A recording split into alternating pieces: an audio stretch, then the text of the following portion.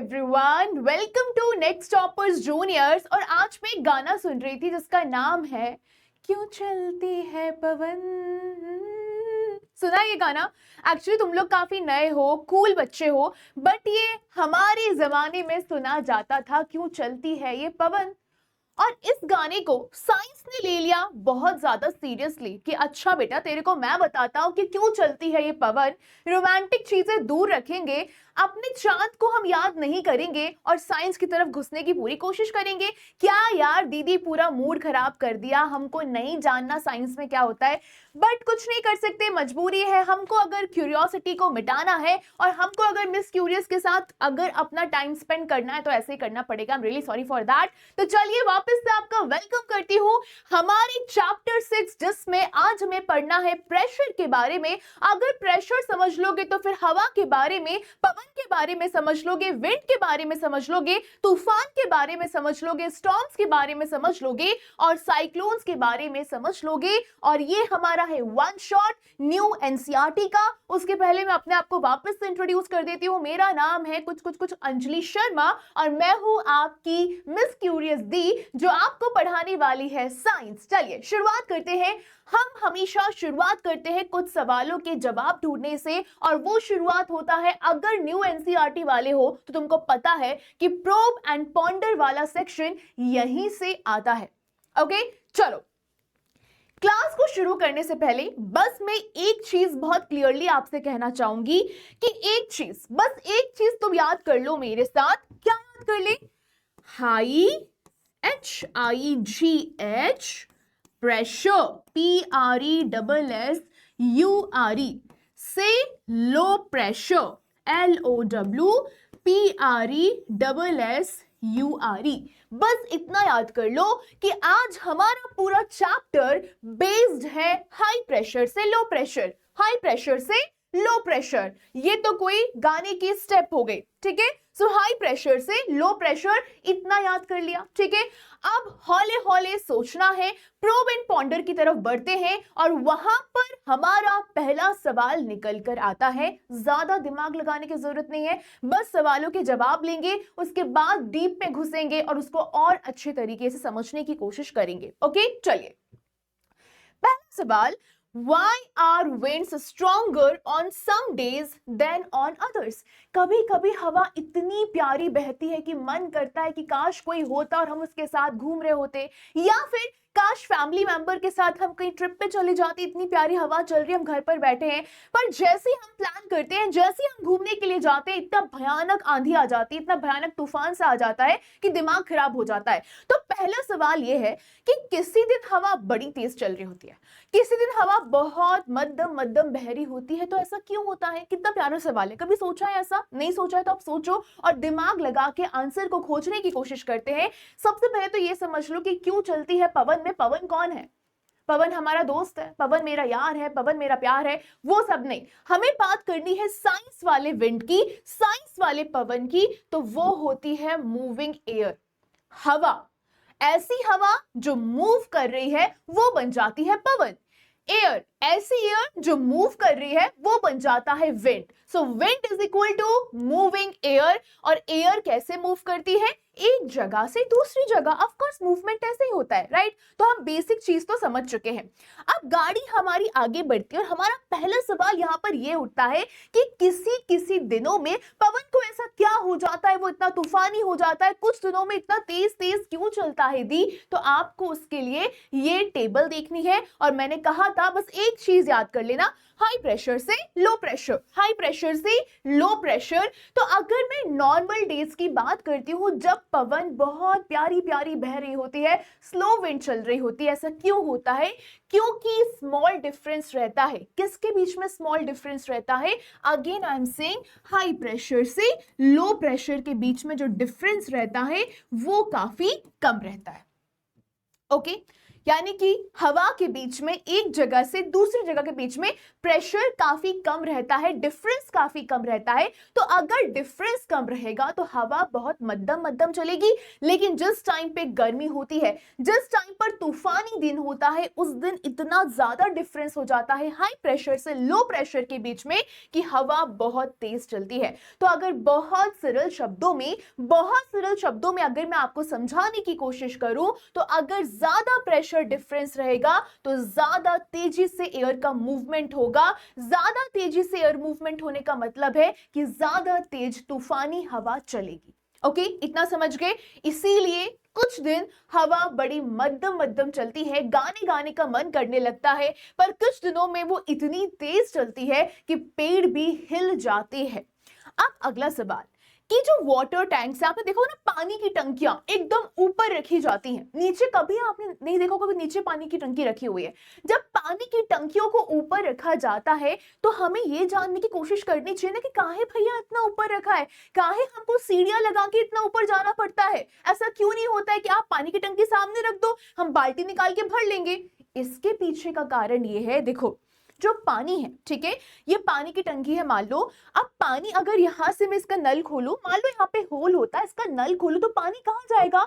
कि the obvious सी बात है, कल आपने पढ़ाया था हमको, या फिर हमने जब भी आपका लास्ट लेक्चर देखा था वहां पर आपने पढ़ाया था कि पानी नीचे की तरफ बहकर जाता है, पानी नीचे की तरफ बहता है, वाटर फ्लोज डाउनवर्ड्स। ठीक है, अब अगर ये बॉटल यहां पर है, ठीक है, और अगर ये बॉटल यहां पर है, तो अगर मैं यहां से नल निकालूंगी तो पानी आराम से निकलेगा। लेकिन अगर मैं ऊंचाई पे रखूंगी तो पानी बहुत ज्यादा हाई प्रेशर पकड़ लेगा। तो हाइट क्यों मैटर करती है? हाइट इसीलिए मैटर करती है क्योंकि अगर ग्राउंड पे रहेगा तो प्रेशर बहुत लो रहेगा, पानी बहुत धीरे धीरे धीरे धीरे आएगा। लेकिन अगर पानी छत पे रहेगा तो पानी को पता है कि उसको नीचे जाना है और स्पीड में जाना है, ग्रेविटी उसको तेजी से नीचे खींचेगी, तो पानी का प्रेशर कितना रहेगा? ज्यादा रहेगा। अब इसको बहुत आसान तरीके से समझने की कोशिश करते हैं। अगर टैंक हाइट पे रखे रहेगा, अगर टैंक हाई रहेगा तो वाटर को उसका प्रेशर मिल जाएगा और वाटर नलों तक बिना मोटर के पहुंच पाएगा, क्योंकि वो स्पीड में आएगा। तो आपको किसी मशीन की वहां पर जरूरत बिल्कुल भी नहीं है। तो एक लाइन में क्या बोलेंगे? एक लाइन में आप बोलोगे, दी आपने हमको ये बताया था कि अगर हाइट रहेगी तो उसको प्रेशर मिलेगा, प्रेशर से क्या होगा? वाटर का फ्लो तेजी से नीचे की तरफ आएगा। इसीलिए टैंक्स रूफटॉप्स पे होते हैं, ना कि ग्राउंड पे होते हैं। आता है अगला सवाल, can air pressure really crushes? हमारे आसपास इतनी सारी हवा बहती है, इतना सारा हवा है, और उस हवा का प्रेशर तो हम पे लगता होगा ना।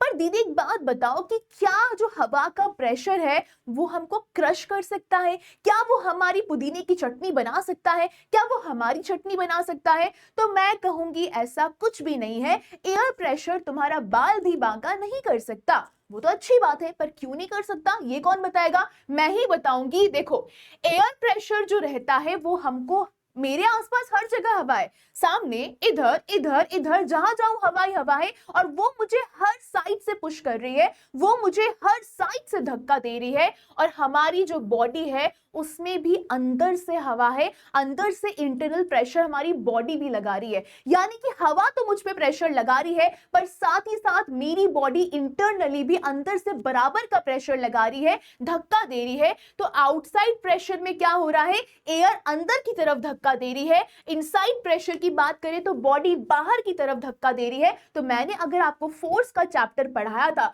तो मैंने आपको बताया था कि अगर मुझे इधर से भी फोर्स लगेगा और मुझे इधर से भी फोर्स लगेगा, वाह, फिर से एक डांस स्टेप हो गई है, तो वो क्या हो जाएगा? बैलेंस हो जाएगा। Minus minus plus plus zero हो गया। ठीक है, इधर से भी फोर्स आया तो मेरी बॉडी कम नहीं है, उसने इधर अंदर से फोर्स लगाया, एंड बैलेंस क्या हो गया? पूरा अच्छे से बैलेंस हो गया और हमें कोई क्रश नहीं कर पाएगा। ठीक है, चलिए, लेकिन दीदी एक बात बताओ, आप ये बोल रहे हो कि हवा यहां से प्रेशर लगा रही है, आपकी बॉडी अंदर से प्रेशर लगा रही है, तो हमको फील क्यों नहीं होता इतना अगर धांसू तरीके से प्रेशर लगाया जा रहा है? क्योंकि हमारी बॉडी यूज्ड टू हो गई है, हमारी बॉडी को पता है कि वो ये काम करती है, तो उसको अब कुछ फर्क नहीं पड़ता, उसके लिए प्रेशर लगाना बहुत नॉर्मल हो चुका है। Pressure changes slowly, suddenly change नहीं होता है। जब प्रेशर सडनली चेंज होता है तब खतरा होता है हमारी बॉडी का क्रश होने का। सडन प्रेशर चेंज होगा, जैसे कि अगर तुम बहुत गहरे डीप सी में जाओगे, समंदर तल में जाओगे, वहां पर बॉडी क्रश हो सकती है, और स्पेस में जाओगे वहां पर भी ये डेंजरस हो सकता है। नॉर्मल एयर प्रेशर हमारे लिए काफी सेफ रहता है। अगला सवाल है कि वो क्या चीज है, वो क्या कारण है जिसकी वजह से इतने बड़े बड़े तूफान और इतने बड़े बड़े साइक्लोन्स आते हैं दी। ठीक है, इसको बहुत आराम से स्टेप बाय स्टेप मुझे फॉलो करके समझने की कोशिश करना। देखो क्या होता है, एक होता है सूरज दादा जो हमको सुबह सुबह दिखाई देते हैं, पर दीदी हम तो इतने आलसी उठते ही नहीं है, तो उठ जाया करो। अब सन दादा ने बोला कि देखो हमको जो पृथ्वी है, हमको जो ये अर्थ है, इसको गर्म करना है, तो भैया हम इसको क्या प्रोवाइड करेंगे, हम इसको गर्म कर देंगे, यानी कि हीट प्रोवाइड करेंगे। ओके, चलिए अब जिस जिस एरिया में सन की रोशनी पड़ी वो एरिया क्या हो गया, गर्म हो गया। चलिए भैया इन्हें गर्म कर देते हैं लाल रंग से। मान लो इतना एरिया हमारा सूरज के डायरेक्ट कांटेक्ट में, सनलाइट, सूरज के डायरेक्ट कांटेक्ट में नहीं, सनलाइट के डायरेक्ट कांटेक्ट में आके क्या हो गया, गर्म हो गया। अब यहाँ पर जो हवा थी, जिस एरिया में ये जो आया है, वहां पर जो हवा थी, ठीक है, ये जो हॉट एयर हो गई, यहाँ की हवा भी गर्म हो गई।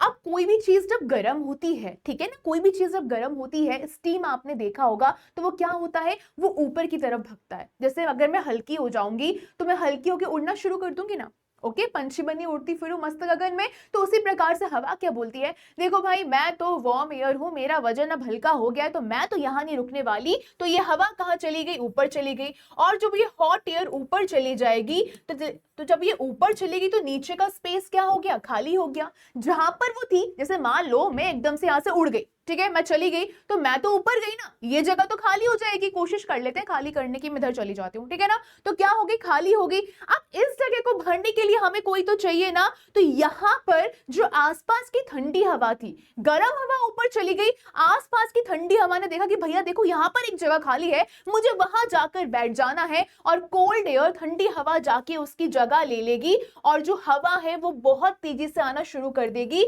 हवा बहुत तेजी से मूव करना शुरू कर देगी, और इसी फास्ट मूविंग एयर से क्या होता है, स्टॉर्म्स आते हैं। हाई प्रेशर से लो प्रेशर, ओके। तो जब मैं, जैसे मान लो हमें कोई क्या होता है, कोई खाली सीट दिख जाती है, कोई चला गया, तो हम भगते हैं जल्दी जल्दी, भाई की सीट ले लो, भाई की सीट ले लो, उसकी सीट पे जाके हमको बैठना है। और सीट पे जाके बैठने के लिए हम बहुत स्पीड में भगते हुए चलकर आते हैं, तो हम क्या हो गया, हम स्पीड में आए ना, उसी तरीके से कोल्ड एयर भी भगकर आती है अपनी जगह लेने के लिए, हाई प्रेशर से लो प्रेशर की तरफ भगती है, और उसी वजह से हमारे आसपास क्या होता है, तूफान आते हैं। ठीक है, चलिए अगला सवाल, दीदी अगर पृथ्वी रोटेट करना बंद कर दे, तो क्या उसके बाद भी साइक्लोन्स फॉर्म होंगे, जो साइक्लोन्स हमारे आसपास रहते हैं।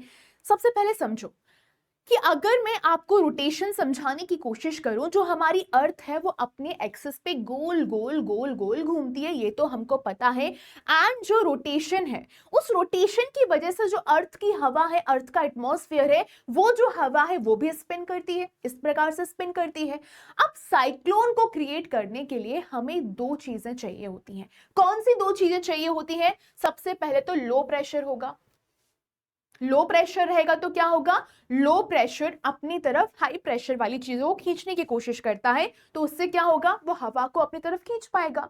आपको अगर किसी को अट्रैक्ट करना है तो अपने स्टैंडर्ड थोड़े लो करने पड़ेंगे, बट ऐसा करना नहीं। बट मैं कहना चाहती हूं कि लो प्रेशर की अगर बात करी जा रही है, लो प्रेशर पे क्या होता है, हवा अंदर की तरफ खींची चली आती है। और दूसरी चीज उसको जरूरत है अर्थ के रोटेशन की। जब अर्थ रोटेट करता है तो उससे क्या होता है, जो हवा होती है वो स्पिन करती है। लेकिन आपने मुझे क्या बोला कि दी अगर अर्थ ने रोटेट करना बंद कर दिया तो हम क्या करेंगे? कुछ नहीं है, रोटेट करना बंद कर दिया तो अर्थ तो बहेगी, लेकिन अर्थ स्ट्रेट में बहेगी, गोल गोल नहीं घूमेगी, कोई स्पिनिंग नहीं होगी। और अगर स्पिनिंग नहीं होगी तो साइक्लोन नहीं आएंगे। तो इतना बस याद रखना कि अगर अर्थ रोटेट करना बंद कर देगी तो वहां पर क्या होगा, कोई भी साइक्लोन नहीं आएगा। इसको हम इग्नोर करेंगे। ठीक है, चले आगे। अगला सवाल, दी अगर जो पवन है ठीक है, जो हम गाना गा रहे थे वो वाला जो पवन है वो बहुत स्ट्रांगली बहना शुरू कर दे, बहुत तेजी से बहना शुरू कर दे, तो क्या होगा? कुछ नहीं होगा। तुमने डेली लाइफ में इतना कुछ देखा है, जब बहुत तेज हवा चलती है तो क्या होता है, जो पत्ते हैं वो उड़ रहे होते हैं, गोल गोल घूम रहे होते हैं, यहां से वहां एकदम चीजें बहरा रही होती हैं। ट्रीज होते हैं वो कभी कभी मुड़ जाते हैं, इनफैक्ट गिर भी जाते हैं। जो दरवाजे हैं हमारे घरों के, फट फट फट फट आवाजें करने लगते हैं, बंद होने लगते हैं। जो खिड़कियां हैं वो खड़खड़ाने लगती हैं, खड़क सिंह के खड़खड़ाने, खड़क सिंह के खड़कने से खड़कती हैं खिड़कियां, राइट? तो वो भी एकदम आवाजें करने लगती हैं। जो आपके कपड़े रहते हैं रस्सी पे वो भी एकदम अपनी जगह से उड़ने बिड़ने लगते हैं। तो बेसिकली वो ये पूछना चाह रहा है कि दीदी अगर जो विंड है वो इतना तेज धक्का दे रही है चीजों को, तभी तो चीजें आवाज कर रही हैं। तो क्या मतलब जो हवा है उसमें भी फोर्स होता है? चैप्टर 5 में आपने ऐसा कुछ बताया तो था। तो मैं कहूंगी हाँ, हवा में भी फोर्स होता है। ओके अब सवाल ये है कि जो विंड होती है दीदी वो इतने खतरनाक इफेक्ट क्रिएट कैसे कर देती है, हमको ये बता दो। तो मैंने आपको पहले ही बताया है विंड क्या होती है, चलती हुई एयर होती है, मूविंग एयर होती है, और मूविंग एयर के पास फोर्स होता है। इस चीज को आप याद रखेंगे। और जो हवा का फोर्स रहता है वो क्या क्रिएट करता है, वो विंड प्रेशर क्रिएट करता है। और उसके क्या क्या इफेक्ट होते हैं, जो पत्ते हैं वो हवा में उड़ने लगते हैं, जो पेड़ होते हैं वो झुक जाते हैं, जो दरवाजे होते हैं वो बंद होने लगते हैं, जो खिड़कियां हैं वो खड़खड़ाने लगती हैं, जो क्लोथ्स हैं वो फ्लटर करने लगते हैं, उड़ने लगते हैं, एकदम अफरा तफरी मच जाती है। तो अब आपसे कोई भी बोले कि ठीक है बंधु, जरा तुम डोरा बोरा समझते हो ना अपने आप को, तो बता दो कि फोर्स और प्रेशर के बीच में इजी डिफरेंस क्या होता है। तो तुम क्या बोलोगे? हमने चैप्टर 5 में पढ़ा था फोर्स मतलब होता है पुश करना या पुल करना, और प्रेशर का मतलब होता है फोर्स जो किसी एरिया पे एक्ट कर रहा है। फोर्स का एग्जांपल है दरवाजे को पुश करना, और इसका एग्जांपल है विंड प्रेशर। फोर्स हमारा ताकत पर डिपेंड करता है, स्ट्रेंथ पर डिपेंड करता है, और ये फोर्स प्लस एरिया दोनों पर डिपेंड करता है। तो बेसिक आइडिया आपके दिमाग में क्या होना चाहिए? सेम फोर्स जो स्मॉलर एरिया पे लगेगा वहां पर ज्यादा प्रेशर रहेगा, और सेम फोर्स जो लार्जर एरिया पे लगेगा वहां पे लेस प्रेशर रहेगा। इसको हम डीपली और अच्छे से आगे पढ़ने वाले हैं। तो बेसिकली हमने प्रोब एंड पॉन्डर के सारे जवाब दे दिए हैं। अब हम इस चैप्टर में आगे एक्चुअल में क्या पढ़ने वाले हैं वो देख लेते हैं। इस चैप्टर में हम फोर्स और प्रेशर को समझने की पूरी कोशिश करने वाले हैं। हम समझेंगे कि जो विंड का प्रेशर होता है वो काम कैसे करता है, और दीदी ने हमको जो एक स्टेप बताई है हाई प्रेशर से लो प्रेशर, वो कैसे काम करता है।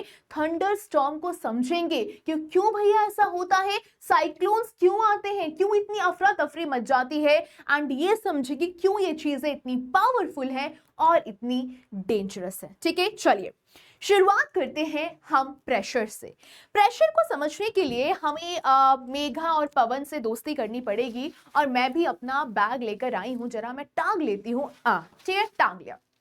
ओके अब मेघा है, मैंने मेघना बोला, मेघा है, मेघा और उसका भाई पवन पिकनिक पे जा रहे थे। ओके यार ये मेरी बैग की स्ट्रैप्स बड़ी ऊंची तिरछी हैं, कोई ना अपन ये वाली स्ट्रैप को टांगेंगे। ठीक है चलो, मेघा और उसका भाई पिकनिक पे जा रहे थे, एंड दोनों का जो बैग है वो सेम वेट का है। टोटो कहाँ चला गया? आज मेरा टोटो उदास बैठा हुआ है, उसको हम बाद में पकड़ेंगे। अब दोनों का जो बैग है वो सेम वेट का है, लेकिन जो पवन का मुंह था ना वो ऐसा था कि यार यार ये क्या है ना, नहीं उठाया जा रहा है, तब भारी है। ठीक है, उसके जो कंधे थे वो बहुत ज्यादा दुख रहे थे, बहुत ज्यादा दुख रहे थे। लेकिन मेघा मस्त अपना चली जा रही थी कि भाई क्या ही है, अपन जा ही तो रहे, गोल गोल गोल गोल घूमना ही तो है, चल लेते हैं। मेघा बहुत कंफर्टेबल थी। अब ये देख देख के पवन ने बोला कि भाई ये कैसी है, मेरे को दर्द हो रहा है और ये कुछ बोल ही नहीं रही है। तो मेघा ने बोला कि देख दोनों बैग्स इक्वली हैवी हैं, ऐसा नहीं कि मैं तुझे 4 किताबें ज्यादा दे दी है, दोनों के बैग्स इक्वली हैवी हैं, लेकिन जो तेरा बैग है वो दर्द क्यों दे रहा है, तेरा बैग है वो हर्ट क्यों कर रहा है, मेरा तो हर्ट नहीं कर रहा है।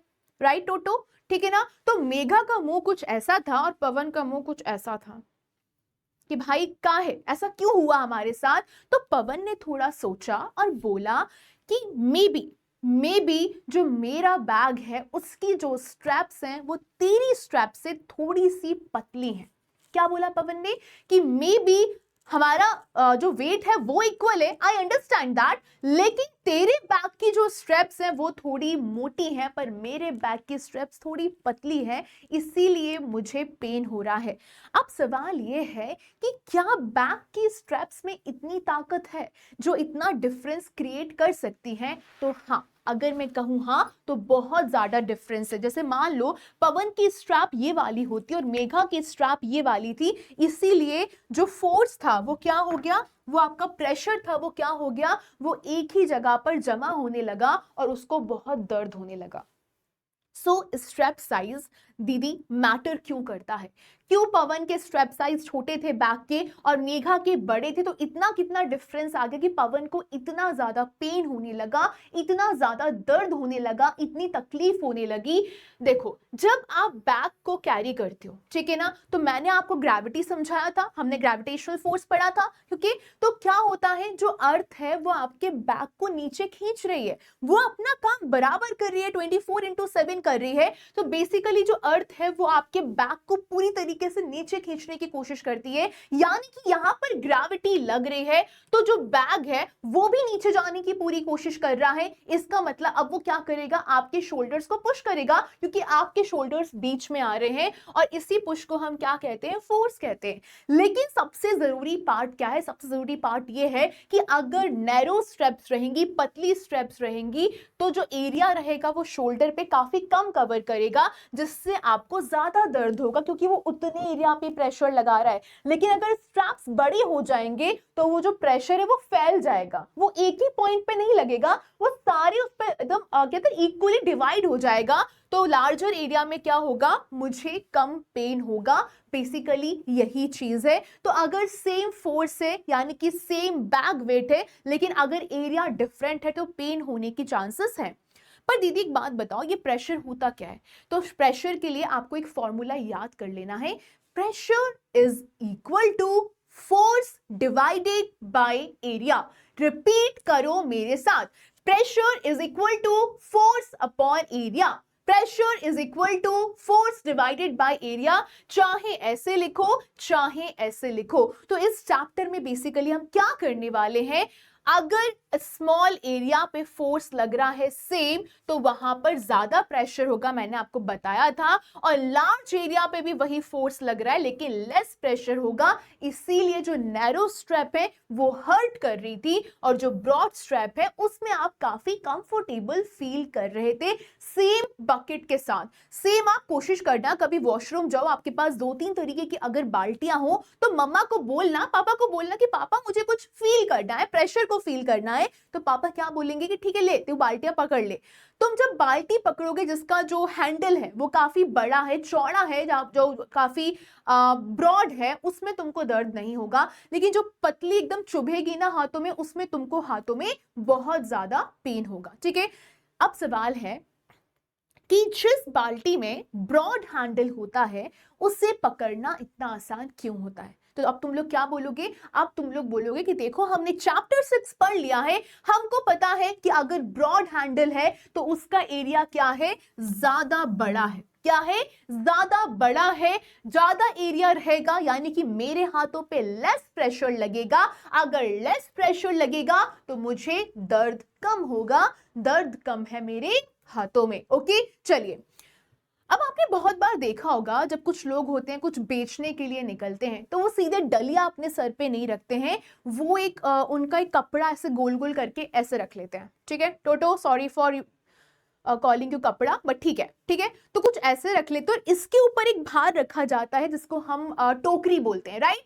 तो why do people put cloth on had while carrying load? जब मैं लोड कैरी करके जा रहा हूं फिर जा रही हूं तो उसके अपने ऊपर आपको कपड़ा रखने की क्या जरूरत है? क्योंकि जब आप कपड़ा रखोगे उससे एरिया बढ़ जाएगा, जब एरिया बढ़ जाएगा तो मैंने क्या बोला था, प्रेशर कम हो जाएगा और आपके सर में दर्द कम होगा। ओके, चलिए, तो अब अगर आपसे कोई भी बोले कि प्रेशर क्या होता है, आपको दो कीवर्ड रट लेने हैं, फोर्स एंड एरिया। क्या? Force and area. So pressure is force जो कि एक्ट कर रहा है किसी पर यूनिट एरिया पे। प्रेशर इज फोर्स एक्टिंग पर यूनिट एरिया।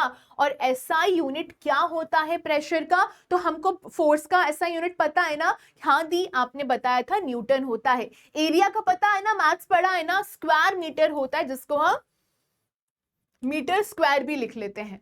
तो अगर मैं आपसे बोल रही हूं pressure is equal to force upon area, तो यहां पे क्या हो जाएगा, न्यूटन पर मीटर स्क्वायर। ठीक है ना? तो आप इसको ऐसे भी लिख सकते हो, या फिर इसको और आसान करने के लिए पास्कल भी बोला जाता है और उसको PA से डिनोट किया जाता है। ये चीज आपको याद रखनी है। तो एक आपसे अगर कोई न्यूमेरिकल सॉल्व करवाता है ना कि बेटा तुम्हें साइंस में मैथ्स लेकर आना है, तुमको सिर्फ एक फॉर्मूला याद करना है, pressure is equal to force जो किसी एरिया पे एक्ट कर रहा है। तो अगर कोई मुझे बोलता है फोर्स की वैल्यू 100 न्यूटन है, ठीक है भाई हमको पता है, और एरिया आपको दे दिया 2 मीटर स्क्वायर, ठीक है हमको ये भी पता है। अब तुमको यहाँ पर प्रेशर निकलना है, तो प्रेशर हमको पता है, दी आपने बताया था फोर्स अपॉन एरिया होता है, ठीक है ना? और फोर्स कितना हो गया, दी 100 हो गया और डिवाइड बाय 2 कर दिया। जब ये इसको इससे काटेगा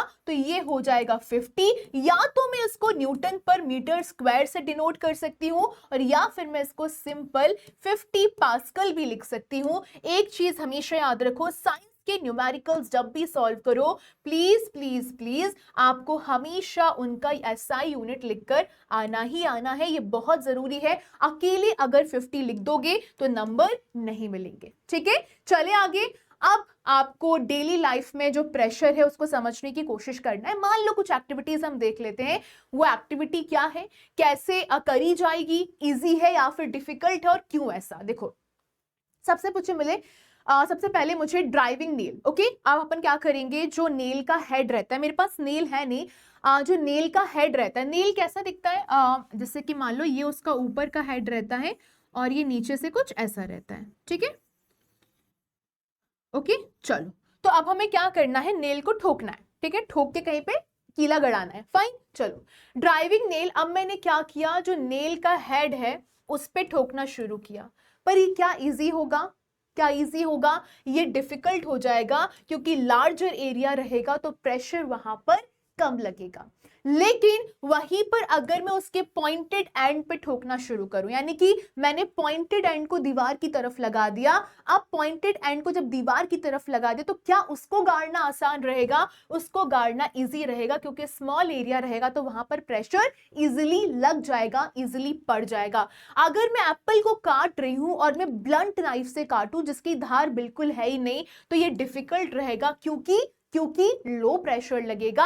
लेकिन वहीं पे अगर मैं एप्पल को काटूंगी शार्प नाइफ से तो वो मेरे लिए बहुत इजी रहेगा, क्योंकि वहां पर हाई प्रेशर लगेगा। यहां पे मैं साइड हो जाती हूं, इस टेबल का स्क्रीनशॉट ले लो ताकि तुमको समझ में आ जाए। कल को अगर आपसे सवाल बनता है एक्टिविटी से तो आपको ये बनना चाहिए, ठीक है ना। अगर मैं हेड ऑफ नेल पे हेड ऑफ नेल को दीवार की तरफ लगा के ठोकने की कोशिश करूंगी तो वो दीवार के अंदर नहीं जाएगा, क्योंकि वहां पर लेस प्रेशर रहेगा। लेकिन जो उसका पॉइंटेड एंड है उसको मैं दीवार की तरफ ठोकूंगी तो क्या होगा कि हाँ वो चला जाएगा, क्योंकि वहां पर ज्यादा प्रेशर होगा, ठीक है ना। आप इसको भी इमेजिन कर सकते हो। अगर मैं कुछ ऐसा करूं कि फॉर एग्जाम्पल जो हैमर होता है, ठीक है ना, अब मैंने क्या किया, एक कीला लिया, ठीक है, कीला लिया, ओके। अब हैमर का एक साइड नुकीला है और एक साइड ब्लंट है, तो मैंने नुकीले की जगह क्या किया, उसका जो ब्लंट साइड है उससे ठोकने की कोशिश करी, तो भी वो अंदर नहीं जाएगा। बेसिकली यहाँ पर ये बात करी जा रही है कि आपको कुछ ऐसे एंड से चीजें करनी है जहां पर ज्यादा प्रेशर लगे, दैट्स इट। ओके चलो, अब अगला सवाल है, जो ओवरहेड वाटर टैंक्स हैं उनको हाइट पे क्यों रखा जाता है। ये मैंने आपको अभी समझाया था, बट स्टिल आप इसको एक बार देख लो। वाटर का वेट होता है, ठीक है। हाइट क्या करती है, जितनी हाइट पे ये रहेगा उतना उसका प्रेशर का फ्लो बढ़ेगा, उतनी तेजी से पानी नीचे की तरफ आएगा। इसीलिए टैंक्स को रूफ टॉप्स पे रखा जाता है, ग्राउंड पे नहीं रखा जाता है। रिजल्ट क्या रहेगा, जितनी ज्यादा हाइट रहेगी उतना ज्यादा प्रेशर रहेगा, और जितना ज्यादा प्रेशर रहेगा उतना तेजी से वाटर नीचे की तरफ फ्लो करेगा, आपको मोटर की जरूरत नहीं पड़ेगी। तो क्या दीदी लिक्विड भी प्रेशर एक्सर्ट करता है, तो मैं बोलूंगी हाँ, लिक्विड भी प्रेशर को एक्सर्ट करता है। इसके लिए एक एक्टिविटी दी है बलून्स और वाटर पाइप्स वाली। क्या करना है, हमको दो पाइप लेने हैं, एक मोटा होगा और एक पतला होगा, वन वाइड वन नैरो, और यहां पर सेम हाइट ऑफ वाटर को हम पुट करेंगे। इतना पानी यहां पर है, उतना ही पानी यहां पर है, और नीचे हम बलून को बांध देंगे, बलून टाइड एट बॉटम। और आपको यह समझ में आएगा कि दोनों बलून एक ही टाइम पे एक ही बराबर से फूल रहे हैं, बल्ज कर रहे हैं, ठीक है। अब यहां पर आपको चीज समझ में आई कि वाटर का वेट अलग है, लेकिन फिर भी बलून सेम तरीके से ही फूल रहे हैं। ऐसा कुछ नहीं कि जहां पर ज्यादा चौड़ा है तो वहां पर बलून तेजी से फूल रहा है। बेसिकली यहां पर यह बताने की कोशिश करी है, फर्क नहीं पड़ता कि आपका वेट कितना है, फर्क पड़ता है कि हाइट कितना है वाटर की, उसकी थिकनेस से कोई फर्क नहीं पड़ता। लेकिन वहीं पर अगर मैं क्या करूं कि जो मेरा एक साइड का जो पाइप है उसमें मैं पानी का वॉल्यूम ज्यादा कर दूं, पानी की हाइट ज्यादा कर दूं, तो अब क्या होगा, जहां पर पानी की हाइट ज्यादा है वहां का बलून बड़ा हो जाएगा, वहां का बलून तेज स्पीड में फूलेगा। ऐसा क्यों, क्योंकि वहां पर पानी की हाइट ज्यादा है तो बलून बहुत तेजी से बहुत ज्यादा फूलेगा। बेसिकली ज्यादा हाइट मतलब ज्यादा प्रेशर, उसके वेट से उसकी थिकनेस से उसे कोई फर्क नहीं पड़ता। अब बेसिकली एक अगर मैं आपको कंडीशन दूं, ठीक है, यहां से कॉन्सेप्चुअल सवाल बहुत बनेंगे। अगर मैं आपको एक कंडीशन दूं कि जो वाटर फ्लो है वो स्ट्रॉन्गर किसको मिलेगा, मैं आपको कंडीशन देती हूं। पहली कंडीशन ये है कि जो मेरा टैंक है पानी का वो टॉप फ्लोर पे है, ठीक है, ये टॉप फ्लोर पे पानी की टंकी है। अब एक व्यक्ति है जो फर्स्ट फ्लोर पे रहता है जिसका नाम है टोटो, और एक व्यक्ति है जो सेकंड फ्लोर पे रहता है जिसका नाम है मिस क्यूरियस। फाइन। अब सवाल यह है कि किसको ज्यादा तेज पानी का फ्लो मिलेगा। लॉजिक लगाना कि दी आपने ये बताया था कि अगर पानी ज्यादा ऊपर से आएगा कंपैरेटिवली तो पानी का फ्लो ज्यादा रहेगा। तो अगर आप सेकंड फ्लोर पे रह रहे हो तो पानी जस्ट आपके ऊपर है तो वहां पर फ्लो ज्यादा नहीं रहेगा, पर टोटो फर्स्ट फ्लोर पे रह रहा है, कंपैरेटिवली उसके यहां से पानी की ऊंचाई ज्यादा है, तो पानी का फ्लो कहां पर ज्यादा रहेगा, टोटो के पास ज्यादा रहेगा, टोटो को ज्यादा तेज से पानी मिलेगा। बस आपको यह याद रखना है कि जितना ज्यादा पानी ऊपर होगा जितना ही ज्यादा प्रेशर रहेगा, बस इतना याद कर लेना, जितना ज्यादा पानी ऊपर रहेगा उतनी स्पीड से वो नीचे आएगा। अब अगला सवाल यह है कि दीदी जो पानी रहता है वो नीचे की तरफ तो आता है, पर क्या वो दाएं बाएं हर तरफ अपना जो प्रेशर है उसको एक्सर्ट करता है। इसके लिए भी हमारे पास एक एक्टिविटी है। आपको एक बॉटल लेनी है, ठीक है दीदी, ले ली, और इस बॉटल में होल करना है। मैं नहीं कर सकती, मेरे फ्रेंड की बॉटल है, खूब पिटाई हो जाएगी मेरी, बट इमेजिन करो कि मैं इस बॉटल में छेद कर देती हूँ, ठीक है, हमने होल कर दिया। अब जो पानी है वो अगर आपने साइड में होल किया है तो पानी जो है वो साइड के होल से बहना शुरू कर देगा। इसका मतलब क्या हो गया कि लिक्विड प्रेशर तो एक्सर्ट करता है, बट इसका मतलब ये नहीं कि वो नीचे ही आता है। अगर तुम साइड में होल करोगे तो वो साइड से भी निकलना शुरू कर देगा। बेसिकली लिक्विड प्रेशर एक्सर्ट करता है लेकिन सारे डायरेक्शंस में करता है, ठीक है। अगर मैं रियल लाइफ एग्जांपल्स की बात करूं, लीकिंग पाइप्स की बात करूं, तो सवाल आते हैं कि जो पानी है वो बाहर की तरफ एकदम से शूट आउट कैसे करता है, फटता क्यों है, निकलता क्यों है ऐसे, क्योंकि वाटर रहता है वो पाइप जो रहता है पाइप की वॉल्स को एकदम से पुश करता है, फटने की कोशिश करता है, और जैसे ही वो छेद देखता है, होल देता है, देखता है वहां से एस्केप कर जाता है, भाग जाता है, और प्रेशर फोर्सेस वाटर आउट। अब आपने कभी देखा होगा डैम्स के बारे में, ठीक है ना, डैम्स कैसे दिखते हैं, डैम्स अगर आपने देखे होंगे, जो उसका टॉप पार्ट रहता है वहां पर प्रेशर काफी लो रहता है, लेकिन जो उसका बॉटम पार्ट रहता है वहां पर प्रेशर बहुत ज्यादा हाई रहता है। तो रीजन क्या है इस चीज का, रीजन ये है दी कि water height is maximum at bottom.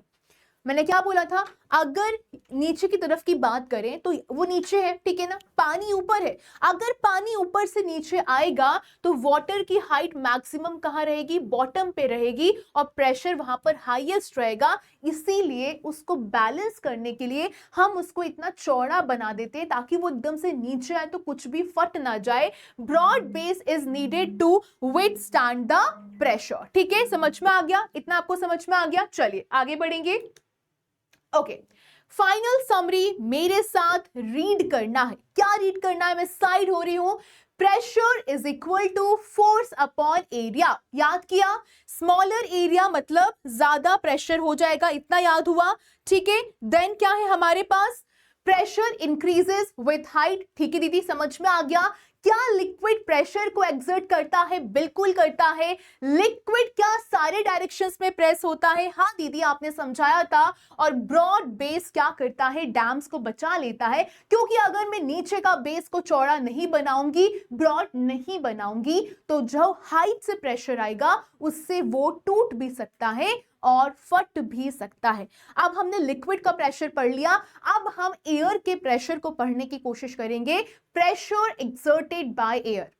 Air हमारे सराउंडिंग में हर जगह है, ठीक है दी, हमको पता है, पर क्या हम उसको देख सकते, नहीं देख सकते, लेकिन फिर भी वो हमेशा प्रेजेंट रहती है। लेकिन अगर मैं एयर प्रेशर को समझाने से पहले तुमको एटमॉस्फेयर को समझाने की कोशिश करूं, तो एटमॉस्फेयर क्या होता है, एक ब्लैंकेट होता है जो अर्थ के अराउंड रहता है। ये चीज तो हमको पता है, ठीक है, ये चीज हमको पता है। चलो टोटो, आप इसको देखो, टोटो अकेले चुपचाप यहाँ पर है, ठीक है, इसके आसपास कुछ दिखाई नहीं दे रहा है, पर टोटो को भी पता है कि उसके आसपास बहुत सारी हवा है। पर क्या सिर्फ हवा हवा रहती है, उसमें कोई और गैस नहीं होती, होती है ना, तो क्या कौन सी गैस रहती है, ऑक्सीजन रहती है, बिल्कुल रहती है। ऑक्सीजन में हम सांस लेते हैं ना, बिल्कुल लेते हैं। नाइट्रोजन रहती है, नाइट्रोजन का पार्ट जो रहता है वो सबसे ज्यादा रहता है। उसके अलावा कार्बन डाइऑक्साइड रहती है, उसका इस्तेमाल कौन करता है, प्लांट्स करते हैं। अगर मैं बाकी गैसेस की बात करूं तो उनका अमाउंट काफी स्मॉल रहता है। तो बेसिकली हमने एटमॉस्फेयर के बारे में सीख लिया। अब ये जो एयर ब्लैंकेट रहता है, ये हवा में काफी किलोमीटर्स तक रहता है, काफी ऊंचाई तक रहता है। लेकिन सवाल ये है दी कि क्या जो एयर है वो प्रेशर को एक्सर्ट करती है। बेसिकली वो ये पूछना चाह रहा है कि जो एयर है वो चीजों को धक्का देने की कोशिश करती है, जो एयर है वो फोर्स को अप्लाई करती है। तो इसके लिए भी एक बहुत प्यारी सी एक्टिविटी, आपको कुछ नहीं करना है, पेपर प्लेट का एक्सपेरिमेंट करना है। ये जब भी हमें मौका मिलेगा, जब अगली क्लासेस में जब हम पढ़ाएंगे इसको और अच्छे से, तो वहां पर मैं डिटेल में एक्सपेरिमेंट करने की भी पूरी कोशिश करूंगी आप लोगों के लिए। हमें कुछ नहीं करना है, एक पेपर प्लेट को लेना है। पेपर प्लेट को कुछ नहीं, जैसे कि मान लो ये पेपर प्लेट ऐसी है, उसको टर्न कर देना है अपसाइड डाउन, ठीक है, ओके, अपसाइड डाउन हमने टर्न कर दिया। अब हम एक स्टिक को फिक्स कर देंगे, स्टिक को फिक्स कर देंगे ताकि उसको लिफ्ट कर सकें। उसको लिफ्ट करने के लिए और उसको एक फ्लैट सरफेस पे जाके रख देंगे, ओके। अब हमें दो केस लेके चलना है। एक चार्ट पेपर से हम उसको इस्तेमाल करेंगे उठाने की, पर वो चार्ट पेपर फोल्डेड रहेगा, फोल्डेड रहेगा। तो जैसे मैं उसको स्टिक से उठाने की कोशिश करूंगी तो प्लेट है वो इजिली लिफ्ट कर जाएगी, उठ जाएगी। लेकिन वहीं पर अगर मैं अनफोल्डेड चार्ट पेपर, यानी कि एकदम ऐसे चार्ट पेपर सिंपल बस बिछा हुआ है, उसको इस्तेमाल करूंगी और उसको उठाने की कोशिश करूंगी, तो वहां पर प्लेट को उठाना बहुत ज्यादा हार्ड हो जाएगा, बहुत ज्यादा मुश्किल हो जाएगा। यहां पर मुझे ज्यादा एफर्ट की जरूरत पड़ेगी। बेसिकली यहां पर हुआ क्या, यहां पर हुआ ये कि जो वेट ऑफ शीट है, अगर मैंने उसको फोल्ड कर दिया तो वो सेम है, अनफोल्ड कर दिया तो भी सेम है, कोई डिफरेंस नहीं है। लेकिन जब मैंने उसको फोल्ड किया तो उसने एरिया कितना कवर किया, स्मॉल कर दिया, यहां पर लार्ज हो गया। तो अगर स्मॉल एरिया है तो मुझे ज्यादा एफर्ट लगाने की जरूरत पड़ेगी, यानी कि सॉरी, स्मॉल है तो लेस एफर्ट लगाने की जरूरत पड़ेगी। तो यहां पर लेस एफर्ट हो गया, इसलिए चीज आराम से उठ रही थी। बट यहां पर मुझे ज्यादा एफर्ट लगाने की जरूरत पड़ेगी, इसलिए वो आराम से नहीं उठ रही थी, मुझे ज्यादा मेहनत करनी पड़ रही थी। क्योंकि लार्जर एरिया है तो ज्यादा एयर पुश कर रही है, ज्यादा एयर पुश कर रही है, यानी कि ज्यादा फोर्स एयर के द्वारा लगाया जा रहा है, एयर के अकॉर्डिंग लगाया जा रहा है, ठीक है। चलिए अब इस एक्टिविटी से क्या कंक्लूजन निकल कर आता है? कंक्लूजन ये निकल कर आता है कि हाँ, एयर भी फोर्स लगाती है, force per unit area pressure होता है, तो हम कह सकते हैं कि हाँ, एयर प्रेशर एक्सर्ट करती है और इस प्रेशर को हम बोलते हैं एटमॉस्फेरिक प्रेशर। तो कोई भी आपसे पूछेगा what is an atmospheric pressure, pressure exerted by air on any object is called atmospheric pressure.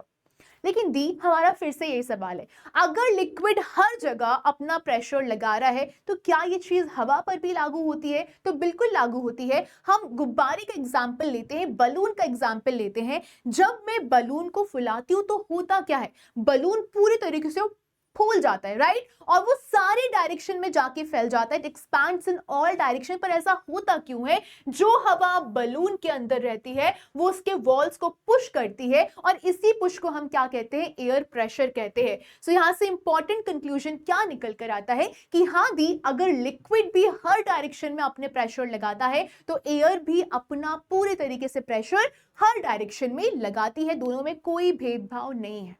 पर सवाल ये है दीदी कि अगर मैं बलून को एकदम से ऐसे छोड़ देता हूं, ठीक है, छोड़ देती हूं, तो जो हवा है वो इतनी तेजी से बाहर की तरफ क्यों भाग जाती है, उसके अंदर रुकती क्यों नहीं है?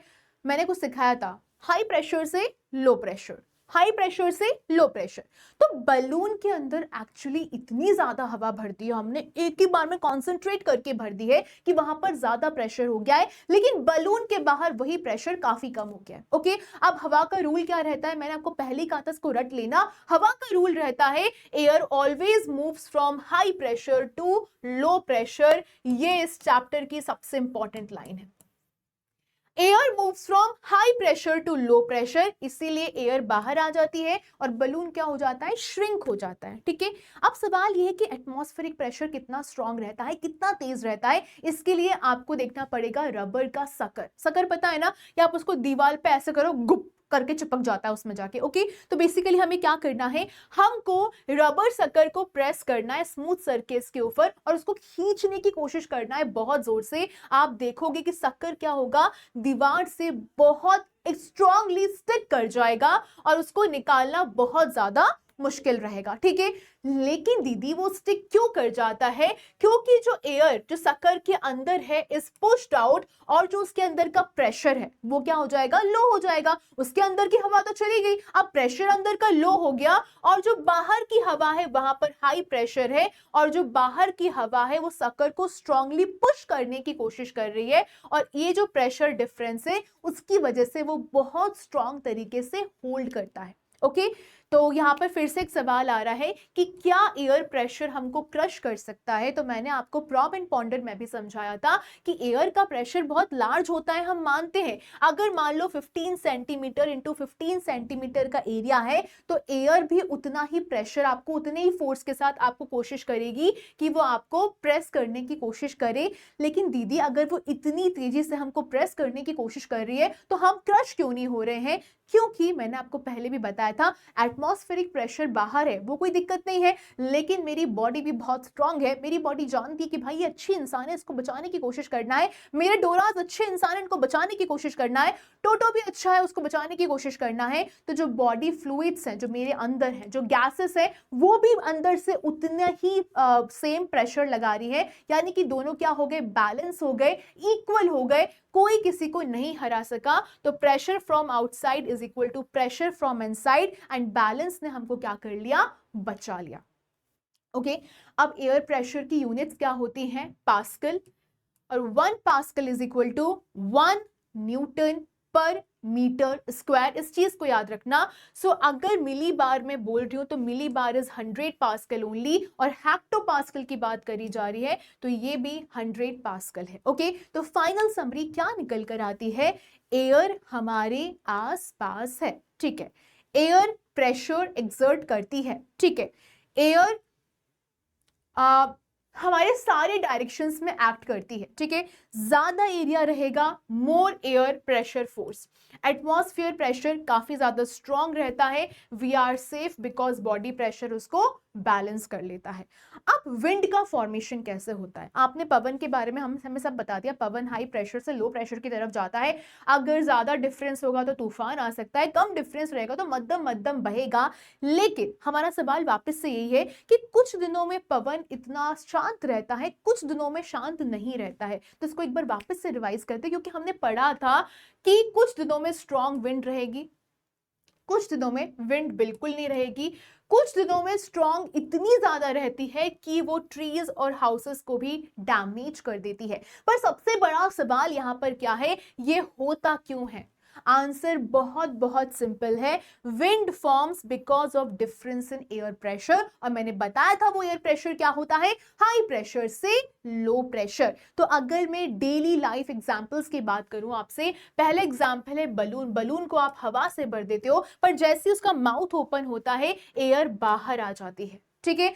वहीं पर अगर मैं बात करती हूँ बाइसिकल ट्यूब की, बाइसिकल ट्यूब में जब आप हवा भरते हो, ट्यूब जैसे ही पंक्चर हो जाता है एयर वहां से बाहर निकल जाती है और ट्यूब क्या हो जाता है, फ्लैट हो जाता है। दोनों में क्या चीज कॉमन निकल कर आती है, एयर बाहर निकल रही है फ्रॉम इनसाइड टू आउटसाइड। पर ऐसा क्यों होता है, क्योंकि इस चैप्टर का बस एक ही मंत्र है, air moves from high pressure to low pressure. Air कैसे मूव करती है, high pressure to low pressure. Okay, अब एक अगला एक्सपेरिमेंट करते हैं, बलून और स्ट्रॉ एक्सपेरिमेंट करते हैं। हमें क्या चाहिए, दो सिमिलर बलून्स चाहिए और एक ड्रिंकिंग स्ट्रॉ चाहिए जिससे हम कोल्ड ड्रिंक पीते हैं, राइट। अब हम क्या करेंगे, दो बलून्स को लेंगे और सिर्फ एक बलून है जिसको फुलाएंगे, दूसरा जो बलून है उसके साथ थोड़ा भेदभाव कर देंगे और उसको हम एकदम खाली छोड़ देंगे। अब दोनों बलून्स को हम जोड़ेंगे स्ट्रॉ का इस्तेमाल करके और ये कोशिश करेंगे कि वहां पे हवा कहीं से भी लीक नहीं करनी चाहिए, कुछ आपको ऐसा दिखाई देना चाहिए। ओके, अब आपको क्या प्रिडिक्ट करना है कि किस बलून पे ज्यादा एयर प्रेशर है, राइट।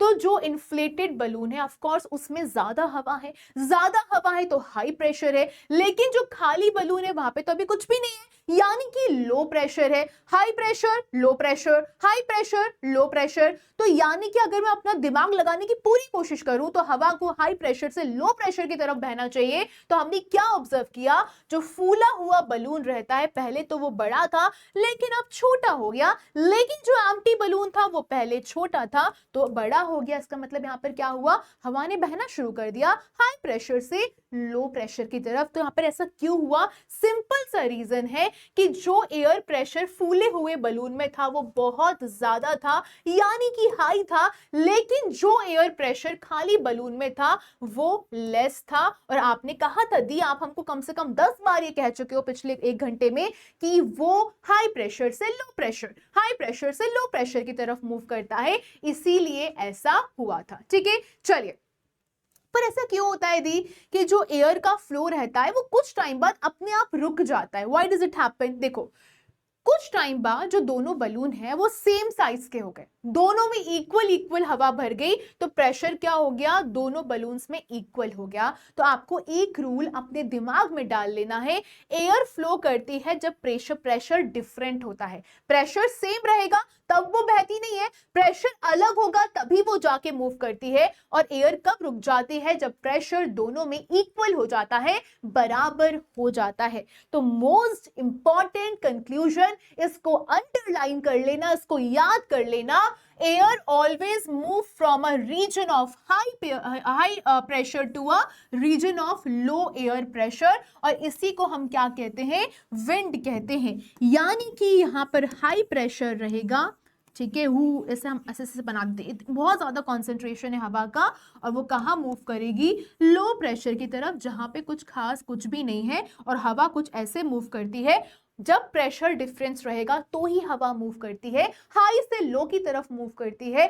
हम कोशिश करते हैं ना कि जहां पर ज्यादा भीड़ है वहां से भागने की कोशिश करते हैं कि जहां पर कम भीड़ हो वहां पर पहुंच जाए, ऐसे यहां पर हवा के साथ होता है। ठीक है, अब सवाल यह है कि दी हवा में जो नेचर में हवा कैसे बनती है।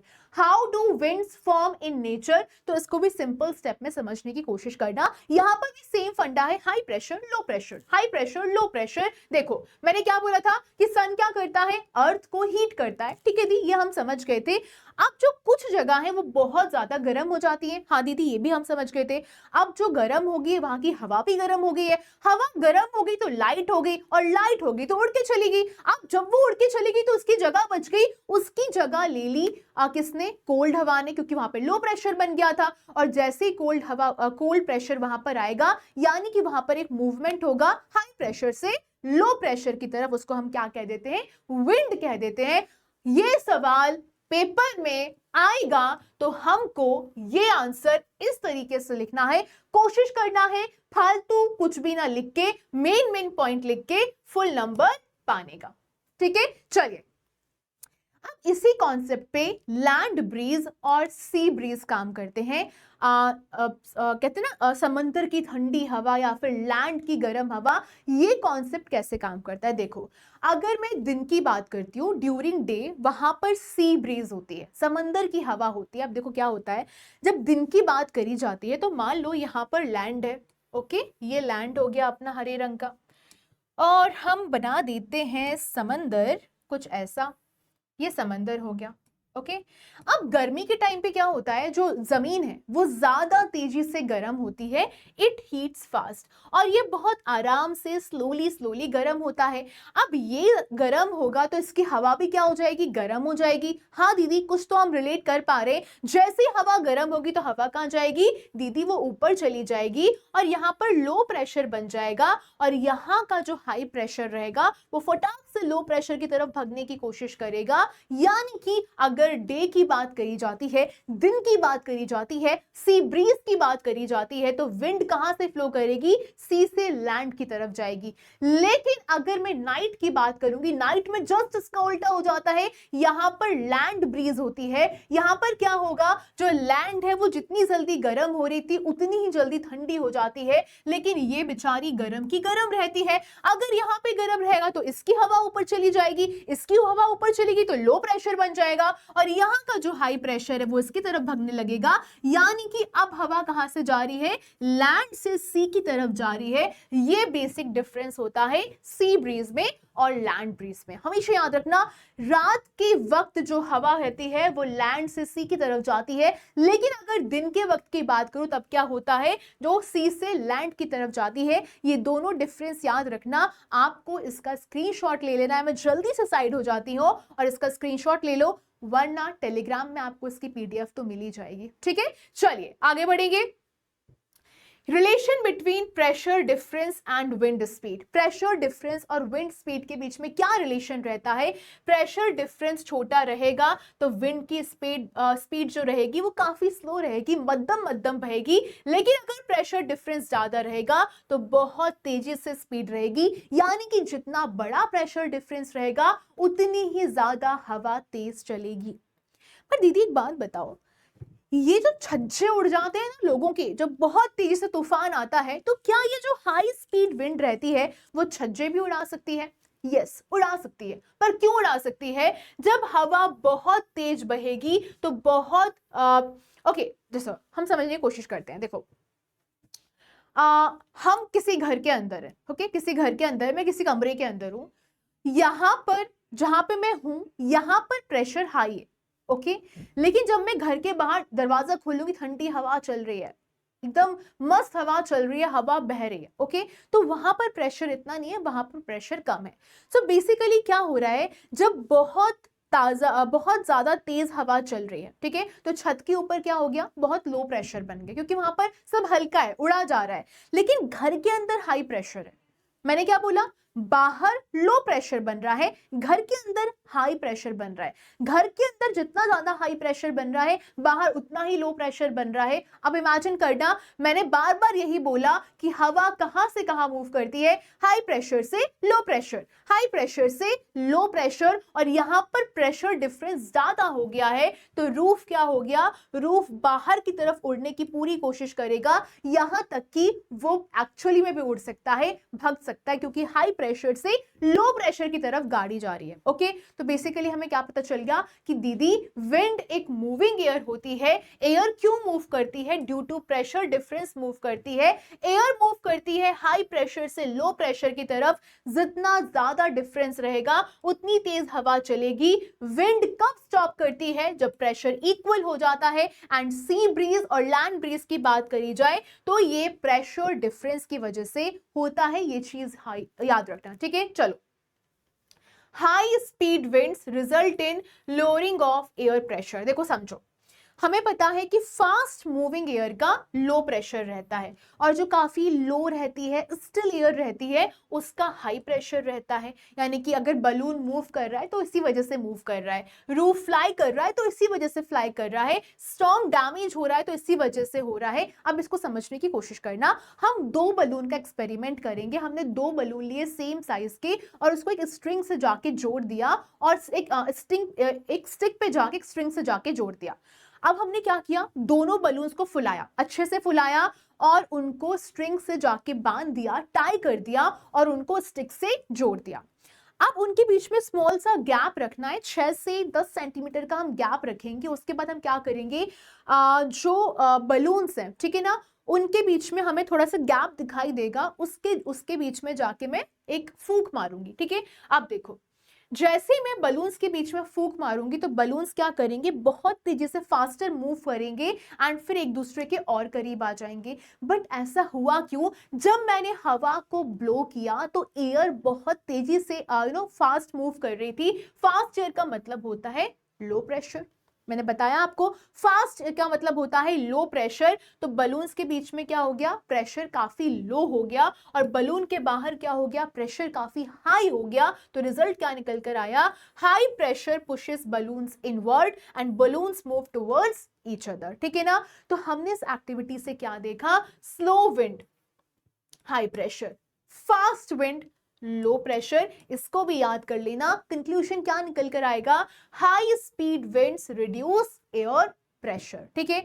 अब इसको अगर मैं रियल लाइफ में अपनाने की कोशिश करूं, अगर मैं घर के छज्जों की बात करूं, तो आपको समझ में आएगा कि स्टॉर्म जब आता है, तूफान आता है, तो उस टाइम पे क्या होता है, जो बहुत तेजी से विंड रहती है वो रूफ के ऊपर ब्लो कर रही होती है, घूम रही होती है, मूव कर रही होती है, और जो रूफ के ऊपर की एयर होती है वो बहुत तेजी से फ्लो कर रही होती है और जो प्रेशर रहता है रूफ के ऊपर का वो काफी लो हो जाता है। लेकिन जो हवा हाउस के अंदर है उसमें हाई प्रेशर रहता है। तो प्रेशर करता क्या है, प्रेशर करता क्या है, हाई प्रेशर ऊपर की तरफ पुश करता है तो रूफ क्या होती है, नीचे से उसको प्रेशर क्या दिया जाता है, वो नीचे से ऊपर की तरफ एकदम उसको प्रेशर मिलता है। तो अगर रूफ कमजोर होगी तो हो सकता है कि वो उड़ भी जाए और कुछ आपको ऐसा दिखाई देगा। यानी कि घर के अंदर जो हाई प्रेशर बन रहा है, ऊपर जो लो प्रेशर बन रहा है, तो यहां से इसको धक्का मिलता है, तो इसलिए क्या हो जाता है, जो छपरा होता है, खपरा होता है, वो उड़ जाता है, ठीक है। चलिए, अब एक सवाल ये है कि why should doors and windows be kept open during storms? यहां से आपसे कॉन्सेप्चुअल सवाल पूछा जाएगा।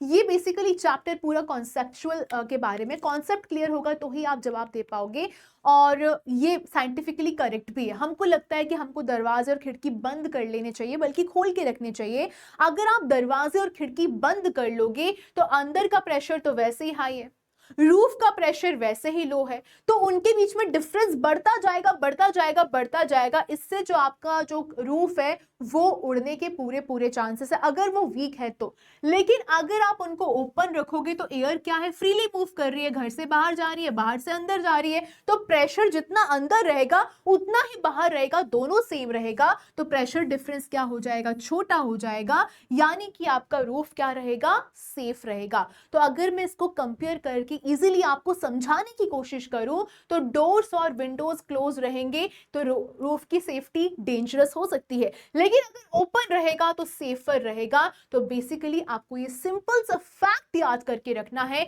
Opening doors and windows during high speed winds reduces pressure difference and helps to protect the roof. Okay, चलिए अब हमें आगे कुछ नए टॉपिक्स पढ़ना है, ठीक है। बस अभी हमें थोड़ा सा और टॉपिक रह गया, फिर हम खत्म करेंगे। आपने स्ट्रॉन्ग विंड्स को समझ लिया, लाउड थंडर को भी नोटिस किया होगा आपने रियल लाइफ में, ब्राइट लाइटनिंग को नोटिस किया होगा, और ये सारी चीजें तूफान के टाइम पे होता है, स्टॉर्म के टाइम पे होता है। तो अब हम क्या पढ़ने वाले हैं, थंडर स्टॉर्म्स के बारे में पढ़ने वाले हैं, थंडर के बारे में पढ़ने वाले और लाइटनिंग के बारे में पढ़ने वाले हैं। पर उसके पहले अभी तक जो पढ़ा है उसकी समरी को एक बार देख लेते हैं। फास्ट विंड रहेगी तो लो प्रेशर रहेगा, स्लो एयर रहेगी तो हाई प्रेशर रहेगा। एयर मूव करती है हाई प्रेशर से लो प्रेशर की तरफ। Fast winds lower pressure above roofs, pressure difference can blow roofs away and open doors, reduce कर देते हैं खतरे को, डेंजर को। एंड धुर धुर धुर धुर अब आती है storms, thunder storms and lightning की बारी। आपने कभी नोटिस किया होगा थंडर और लाइटनिंग ताबड़तोड़ घमासान एकदम आवाज आ रही होती है, बहुत सारी चीजें हो रही होती है। तो अगर आपने थंडर देखा है, अगर आपने लाइटनिंग देखा है, तो आपने नोटिस किया होगा लाउड थंडर साउंड को, ब्राइट लाइटनिंग फ्लैश को, और बहुत तेज आपने बारिश को नोटिस किया होगा, वेरी स्ट्रॉन्ग विंड को नोटिस किया होगा। और ये यूजुअली होता है रेनी सीजन के टाइम पे। बहुत डरावना लगता है, but science explains it step by step, ठीक है। अब समझो कि जो स्टॉर्म है वो शुरू कैसे होता है। ओके, लैंड है, आपने लैंड को हीट करना शुरू किया। ओके, अब आपने नहीं, मतलब जो लैंड है वो हीट होना शुरू हुई, गर्म बहुत जल्दी हो जाती है। सन क्या करता है, किसी लैंड को हीट करने की कोशिश करता है, हीट हो जाती है, और आगे का वही सेम कॉन्सेप्ट चलेगा कि जो एयर होती है लैंड के ऊपर वो गर्म हो जाती है, मॉइस्ट हो जाती है, और जो वार्म एयर है वो लाइटर हो जाती है। जैसे ही वार्म एयर लाइट हो जाएगी तो वो ऊपर की तरफ जाने की कोशिश करेगी। वार्म एयर जैसे ही ऊपर जाने की कोशिश करेगी, आपको नीचे लोअर प्रेशर, लो प्रेशर एरिया नीचे बनता हुआ मिलेगा। इतना हम समझे। अब क्या होगा, जब वो सॉरी जब लो प्रेशर नीचे बनेगा तो कूल एयर वहां से सब कुछ देख रही है कि बेटा तू तो उड़ गई है, अब तेरी जगह मैं लूंगी। तो वहीं से कूल एयर का मूवमेंट होना शुरू हो जाता है। Cool air from near by high pressure areas अंदर की तरफ भागने की कोशिश करती है, और ये कूल एयर भी गर्म हो जाती है। अब जैसे ये कूल एयर गर्म होगी, ये भी वापस से ऊपर जाने की कोशिश करेगी, और ये सेम चीज बार बार बार बार रिपीट होती जाती है। अर्थ को सूरज ने गर्म किया, लैंड गर्म हुई, लैंड के ऊपर की हवा गर्म हुई, हवा जैसे गर्म हुई वो ऊपर जाएगी। इधर से कूल एयर सब कुछ निहार रही है, वो भग के उसकी जगह लेगी, वही प्रोसेस उसके साथ रिपीट होगी, वो ऊपर जाएगी, फिर यहां से एक और कूल एयर आके उसकी जगह लेगी, वो भी गर्म होगी, वो भी ऐसे ही ऊपर जाएगी। तो इस तरीके से क्या हो गया, एक फ्लो बनना शुरू हो गया। अब क्लाउड्स कैसे फॉर्म होंगे, बादल कैसे फॉर्म होते हैं। अब देखो, जो राइजिंग एयर है वो ऊपर जाती जाएगी जाती जाएगी जाती जाएगी, और हाई एल्टीट्यूड पे पहुंच के क्या होता है, टेम्परेचर कम हो जाता है। टेम्परेचर तो वहां पर कम है, टेम्परेचर कम होगा तो जो गर्म हवा थी वो धीरे धीरे धीरे ठंडी होती जाएगी, और फिर वहां पर कंडेंसेशन शुरू हो जाएगा। जो मॉइस्चर हवा में है वो टाइनी वाटर ड्रॉपलेट्स में बदल जाएगा, और ड्रॉपलेट्स एक दूसरे से जुड़ जाएंगी, और जुड़ के क्या बन जाएंगे, वो बादल बन जाएंगे। ठीक है, चलो, हाय रब्बा मेरे बादल चले गए। ठीक है, चलो अब रेन, ओके, हेल या फिर तूफान कैसे अकर होता है, ये प्रोसेस तो हमको समझ में आ गई। जब ये स्मॉल ड्रॉपलेट्स कंबाइन कर जाती हैं और हावी हो जाती हैं, हावी मतलब हैवी हो जाती हैं, हावी हो जाती हैं, भारी हो जाती हैं, तो ये उसके बाद नीचे गिरती हैं, क्योंकि भारी हो गई हैं। भारी होगी तो ग्रेविटी उनको और तेजी से खींचेगी, तो ग्रेविटी की वजह से नीचे गिरती हैं। अब ये सारी चीजें टेम्परेचर पर डिपेंड करती हैं। अगर कंडीशन नॉर्मल है तो बारिश होगी, अगर बहुत ज्यादा ठंड है तो स्नो होगा, और अगर बहुत बहुत ज्यादा कोल्ड है तो हेल होगा। ठीक है, अब सवाल ये कि दीदी स्टॉर्म क्या होता है। स्टॉर्म कुछ नहीं होता है, अगर बहुत तेज हवा चल रही है और रेन, अगर इन दोनों को मैंने मिला दिया तो वो स्टॉर्म बन जाता है। और हॉट एंड ह्यूमिड कंट्री जैसे कि इंडिया हो गया, यहां पर तूफान आना बहुत कॉमन होता है। लेकिन दीदी थंडर स्टॉर्म क्या होता है, ये हमको बता दो। कभी कभी जो वार्म एयर रहती है ना, वो बहुत ज्यादा ऊपर चली जाती है, warm air rises very high, और वाटर ड्रॉपलेट्स क्या होती हैं, आइस पार्टिकल्स में टर्न हो जाती है, आइस पार्टिकल्स में बदल जाती है। Strong winds move upwards and downwards, वो इस तरीके से ऊपर नीचे जाने लगती है, और इसी स्पेशल स्टॉर्म को, इसी स्पेशल तूफान को हम क्या कहते हैं? थंडर स्टॉर्म कहते हैं। ठीक है, इतना समझ में आ गया। अब दीदी एक बात बताओ, हमने बहुत बार देखा है कि क्लाउड्स में इलेक्ट्रिसिटी प्रोड्यूस करी जाती है, ऐसा कैसे होता है? इसका भी बहुत इंपॉर्टेंट आइडिया है। जब ऑब्जेक्ट्स रब करते हैं तो उनको इलेक्ट्रिक चार्ज मिलता है। अब क्लाउड के अंदर क्या हो रहा है? क्लाउड के अंदर वाटर ड्रॉपलेट्स और आइस पार्टिकल्स रब करते हैं एक दूसरे को, और ये जो हवा बहुत तेज तेज चल रही है ना, वो रबिंग में बहुत ज्यादा हेल्प करती है, एंड स्टैटिक इलेक्ट्रिक चार्जेस वहां पर फॉर्म होते हैं। इलेक्ट्रिक चार्ज वहां पर फॉर्म हो गए। अब क्या होता है? सेपरेशन होता है चार्जेस का क्लाउड्स में। कैसे कि जो अपर पार्ट रहता है वहां पर लाइट आइस रहती है जो कि पॉजिटिव चार्ज रहती है, लेकिन जो लोअर पार्ट रहता है वहां पर हैवी पार्ट वाटर ड्रॉपलेट्स रहते हैं जो कि नेगेटिव चार्ज होता है। तो आपका क्लाउड ना एक टाइम बाद कुछ ऐसा दिखने लगेगा। हम कलर चेंज कर लेते हैं। ये plus plus plus plus plus plus plus हो गया, ठीक है, और ये नीचे माइनस माइनस माइनस माइनस। आपका क्लाउड कुछ ऐसे दिखने लगता है। तो नेगेटिव चार्जेस क्या होते हैं? वो ग्राउंड के क्लोज में आ जाते हैं, और ग्राउंड क्या हो जाता है? पॉजिटिवली चार्ज हो जाता है। तो जब ये इस तरीके से टकराते हैं, जब लाइटनिंग होगी तो कैसे होगी? नॉर्मली एयर जो रहती है वो चार्जेस को मूव करने नहीं देती है। एयर एक इंसुलेटर की तरह बिहेव करती है, लेकिन जब चार्ज बहुत ज्यादा हो जाते हैं, बहुत बहुत बहुत ज्यादा हो जाते हैं, तो एयर भी हार जाती है, एयर भी थक जाती है, और सडन फ्लो ऑफ चार्जेस शुरू हो जाता है। एंड वहां पर आपको बहुत तेजी से फ्लैश ऑफ लाइट चमकती हुई दिखाई देती है, जिसको हम क्या कहते हैं? लाइटनिंग कहते हैं। ठीक है, अब थंडर क्या होता है? ये जो आवाज होती है वो कहां से आती है? Lightning heats air suddenly. Lightning होगी, लाइटनिंग हुई तो उससे हवा क्या होगी? वो भी गर्म होगी। हवा जैसे ही गर्म होगी तो एयर क्या होगी? बहुत तेजी से फैलना शुरू कर देती है। ये गर्म होते से क्या करते हैं? फैलना शुरू कर देते हैं, एक्सपैंड करना शुरू कर देती है, और वहां पर आपको बहुत लाउड साउंड सुनाई देता है। उसी साउंड को हम थंडर कहते हैं। और लाइटनिंग के बहुत सारे टाइप्स होते हैं। लाइटनिंग सेम क्लाउड के अंदर भी हो सकती है, लाइटनिंग दो क्लाउड्स के बीच में भी हो सकती है, लाइटनिंग क्लाउड और ग्राउंड के बीच में भी हो सकती है, पर ये सबसे ज्यादा डेंजरस होती है। लोग कहते हैं ना कि बिजली गिर गई है किसी पे, वो यही वाला सिनेरियो होता है। फाइन, चलिए, तो थंडर स्टॉर्म क्या होता है?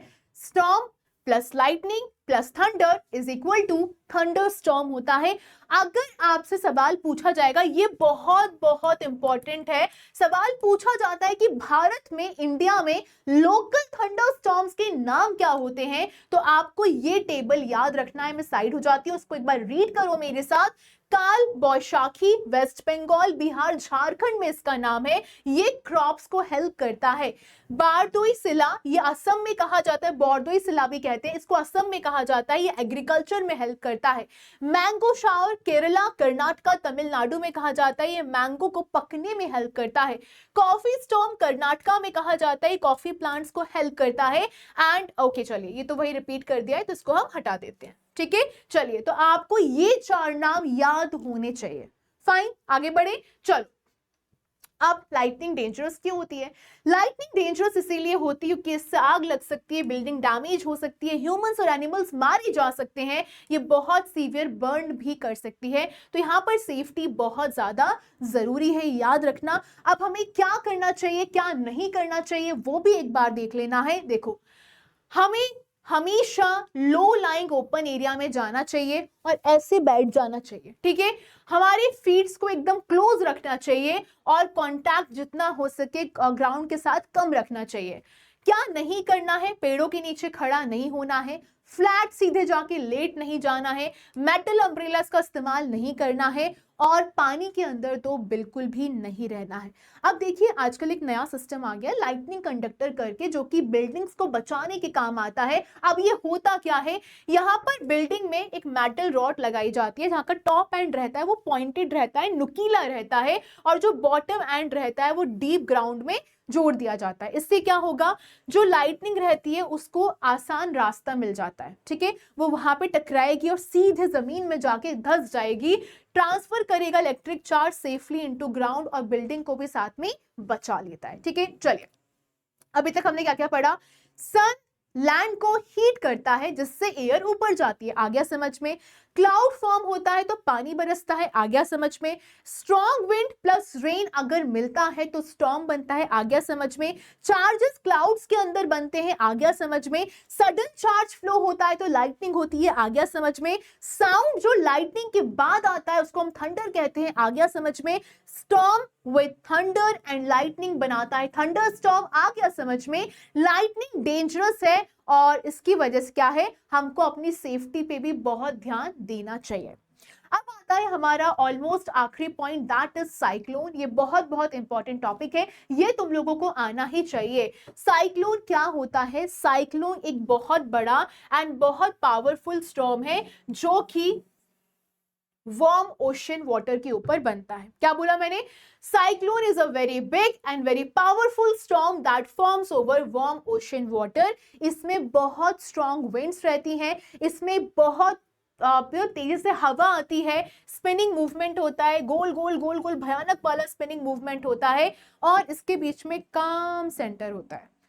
काम सेंटर होता है जहां पर कुछ नहीं होता है, उसको हम क्या कहते हैं? आई कहते हैं। ठीक है, कुछ इस तरीके से भयानक दृश्य रहते हैं, इतने खतरनाक विजुअल्स रहते हैं। फाइन, अब देखो साइक्लोन बनता कैसे, समझने की कोशिश करो, सवाल बनेगा यहां से, बहुत इंपॉर्टेंट है। ठीक है, चलो।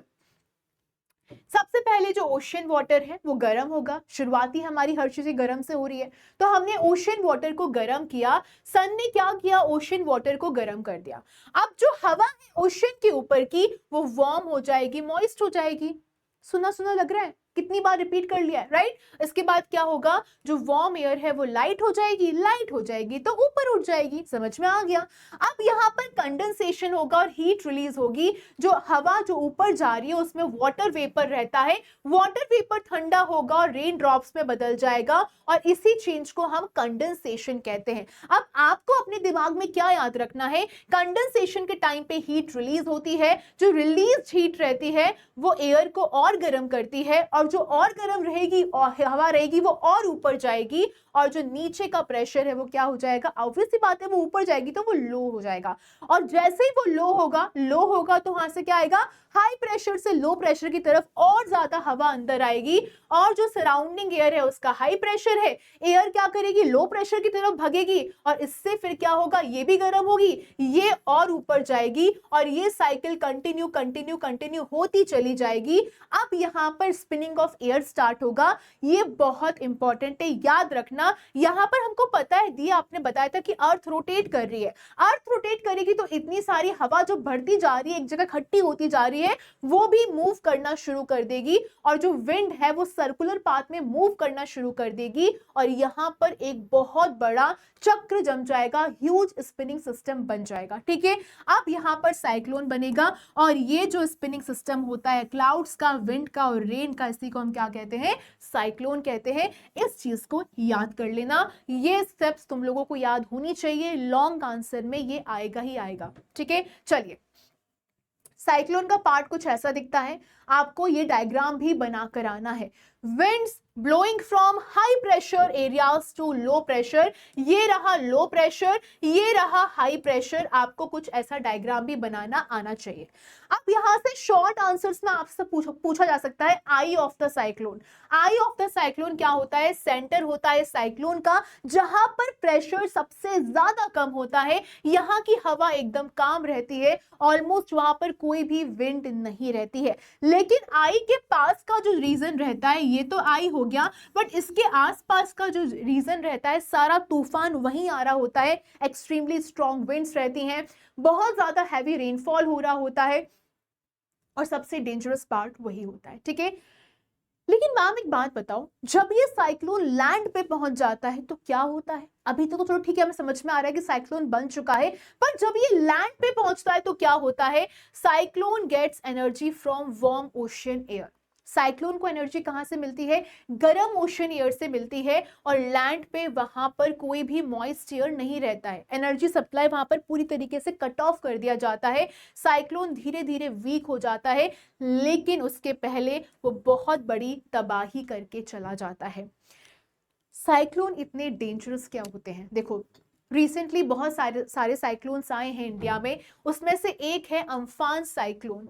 इसका जो विंड का स्पीड था वो 270 किलोमीटर पर आवर पे पहुंच गया था। सोचो कितना ज्यादा डेंजरस हो सकता है। अब साइक्लोन के द्वारा जो बहुत सारे डैमेजेस किए गए हैं, जिसमें से एक होता है वॉल ऑफ वाटर बनाना। जो बहुत भारी भड़कम जो हवा चलती है ना, वो क्या करती है, सी वाटर को लैंड की तरफ पुश करती है। जो वाटर की जो वॉल बनती है बड़ी बड़ी, पूरा सब कुछ लेके डूब जाती है जब वो गिरती हैं। 3 से 12 मीटर्स की दीवारें बनती हैं और ये जो कोस्टल और नियर बाय एरियाज रहते हैं उसमें बाढ़ ला देती है, which is very very dangerous. बहुत ज्यादा रेनफॉल होना शुरू हो जाता है, रिवर्स है वो ओवरफ्लो कर जाती हैं, फ्लड आ जाता है, बाढ़ आ जाती है एंड लैंडस्लाइड्स भी हो सकते हैं। इसके बाद damage to life and property, life और प्रॉपर्टी को बहुत ज्यादा खतरा होता है। स्ट्रॉन्ग विंड्स की वजह से क्या होता है, ट्रीज नीचे गिरते हैं, हाउस डैमेज हो जाते हैं, सी वाटर, ड्रिंकिंग वाटर सॉल्टी हो जाता है, सॉल्ट है वो सॉइल में आके मिल जाता है, क्रॉप डिस्ट्रॉय हो जाती हैं, रोड्स ब्लॉक हो जाती हैं, रेस्क्यू बहुत डिफिकल्ट हो जाता है, पावर लाइन डैमेज हो जाता है, तो लॉन्ग लॉन्ग लंबे लंबे टाइम तक बिजली नहीं रहती है, बहुत मुश्किल हो जाता है जीना। And Why does sea water damage farmland? ऐसा क्यों होता है कि जो समंदर का पानी रहता है, जहां पर लोगों के खेत रहते हैं, उनको डैमेज कर देता है? देखो, सबसे इंपॉर्टेंट चीज यहां पर समझने की ये है कि सी वाटर में सॉल्ट रहता है। सॉल्ट क्या करता है, सॉइल को कम फर्टाइल करता है, लेस फर्टाइल करता है एंड क्रॉप्स अच्छे से नहीं उगती हैं। तो हम कैसे अपने आप को साइक्लोन से बचा सकते हैं? सबसे पहले इन्फॉर्म्ड रहो, पता करो कि वेदर की वार्निंग क्या हो रही है, क्या अनाउंसमेंट किया जा रहा है।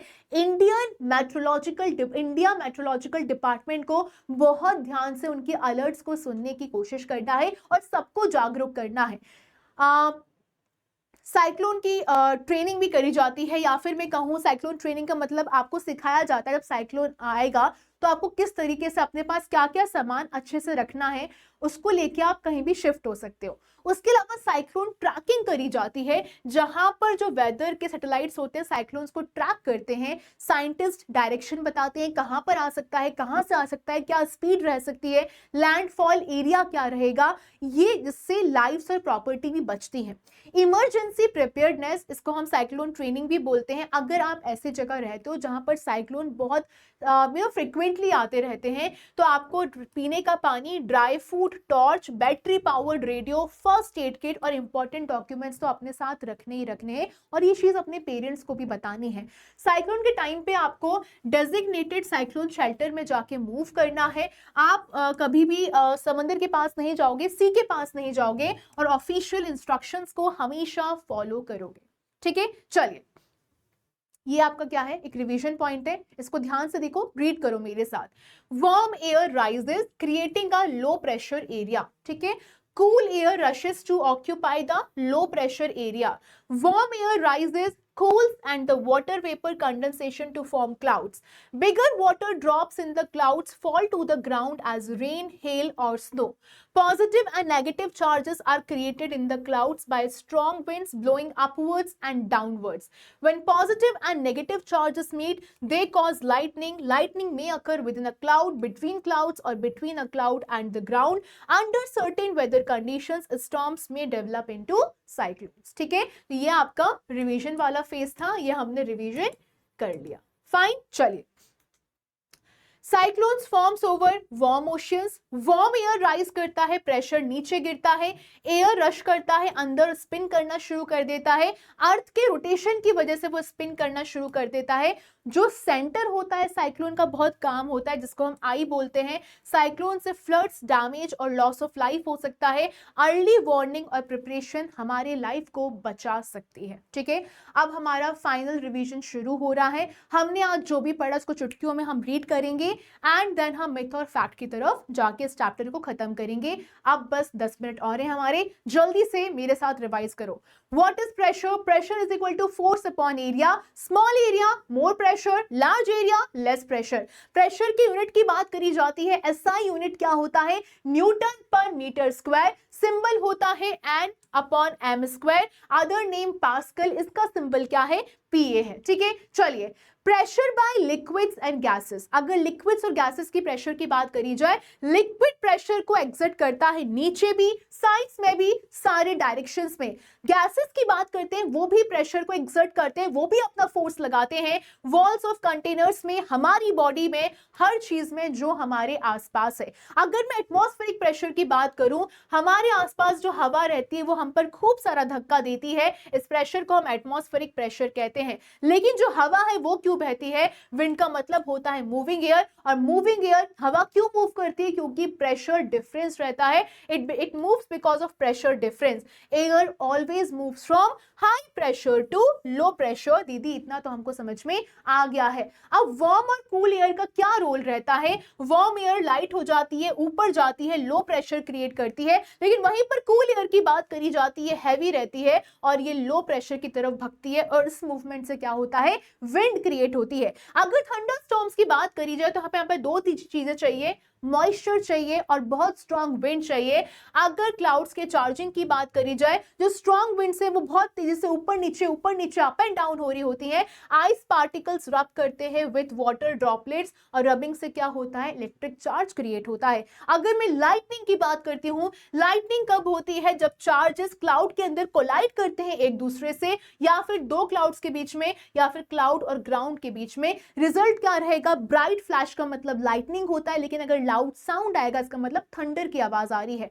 अगर मैं लाइटनिंग की डेंजर की बात करूं, लाइटनिंग ह्यूमंस और एनिमल्स को मार सकती है, बिल्डिंग्स को डैमेज कर सकती है, फायर्स कर सकती है, डिस्ट्रॉय कर सकती है किसी प्रॉपर्टी को। और लाइटनिंग कंडक्टर की बात करूं, जो बिल्डिंग्स पे लगाया जाता है, एक मेटल रॉड है जो बिल्डिंग्स पर फिक्स करी जाती है, जो लाइटनिंग को सेफ पाथ देती है ग्राउंड की तरफ, और ये बिल्डिंग को प्रोटेक्ट भी कर लेती है। अगर बात करी जाए साइक्लोन की और उसकी मॉनिटरिंग कैसे करी जाती है, cyclones and thunderstorms are continuously monitored by India Meteorological Department। Early warning lives को बचा सकती है, डैमेज को रिड्यूस कर सकती है। ठीक है, चलिए इसको अच्छे से एक बार रट के रिवाइज कर लेना, क्योंकि कॉन्सेप्ट आई होप आपको क्लियर है। कुछ भी डाउट है कमेंट करो, आई विल रिप्लाई। ठीक है, चलो।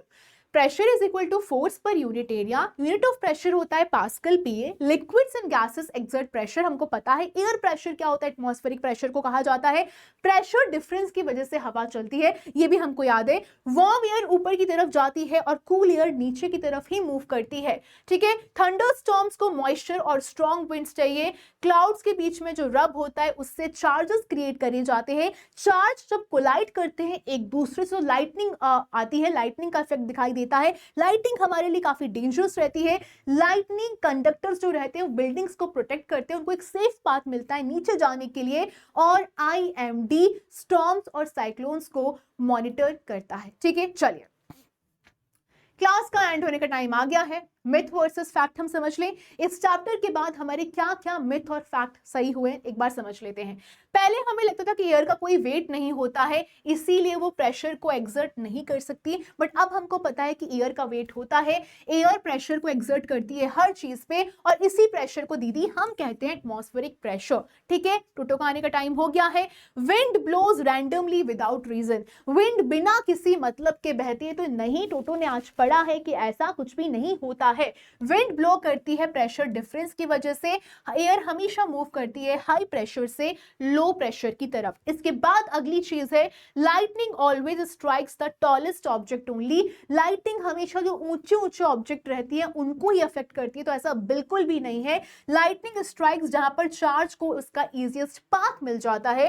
Toll objects are more likely, not guaranteed. ठीक है, चलिए इसके बाद जो फोर्स है वो हमेशा उसको टचिंग की जरूरत पड़ती है, और ये आप याद रखना, ये हमने फोर्स वाले चैप्टर में पढ़ा था, इसीलिए मैं आपको रिवाइज कर रही हूं कि जो ऑब्जेक्ट है उसको हमें छूना जरूरी है, तो ऐसा नहीं होता है, ये बिना कांटेक्ट के भी लग जाता है। ठीक है, तो वैसे तो ये वाला मिथ और फैक्ट हम कवर कर ही चुके हैं, लेकिन आज आपके ये जो 3 मिथ और फैक्ट हैं ये तो बहुत अच्छे से कवर हो जानी चाहिए। ठीक है, चलिए तो आई होप आपको पूरा हो गया होगा, समझ में आ गया होगा। और अगर कुछ भी डाउट होता है बिंदास होके सवाल करो, कुछ भी आपको जानना है सवाल करो, और खुद से भी क्वेश्चन बनाना सीखना है और बहुत खुश रहना है। और हमें क्या करना है, अगर आपको नोट्स चाहिए तो टेलीग्राम चैनल पे जाके आपको जुड़ जाना है, वहां पर आपको नोट्स इजीली अवेलेबल हो जाएंगे। एंड न्यू एनसीईआरटी बहुत अच्छी है, आप उसको अच्छे से फॉलो करिए जिनके भी सिलेबस में है। एंड ओल्ड एनसीईआरटी के लिए भी हम बहुत जल्दी मिल ही रहे हैं। सो टेक केयर, टोटो और मेरी तरफ से बाय बाय, गुड बाय।